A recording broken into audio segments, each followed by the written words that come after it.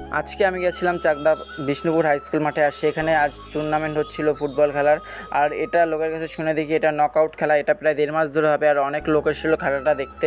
আর এখানে আমিও চলে এসেছি আজকে খেলাটা দেখতে, আর ওয়েদারটাও খুব ভালো, তো তার জন্যই চলে এসেছি। আর এই যে খেলা শুরু হয়ে গেছে, আর এইদিকে ভাবছি এই গোল হবে হবে ভাব, তো তারপরে বলটা যাচ্ছিল, আর গোলকিপারটা এসে এক শট করে বাইরে বলটা বের করে দিল, আর তারপরে দেখি হাফ টাইম দিয়ে দিয়েছে এখানে।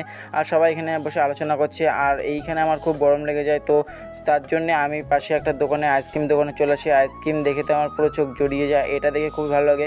এটা ম্যাগনাম, আর এটার দাম শুনে তো আমি পুরোই অবাক হয়ে গেছিলাম, যার দাম নাকি 99 রুপিস। আর এটা দেখে তো আমার খুবই মাথায় হাত পড়ে যায়, আর এই আইসক্রিমটা দেখেও কি আর করা যাবে, তাই খেয়ে নিলাম একটা আইসক্রিম।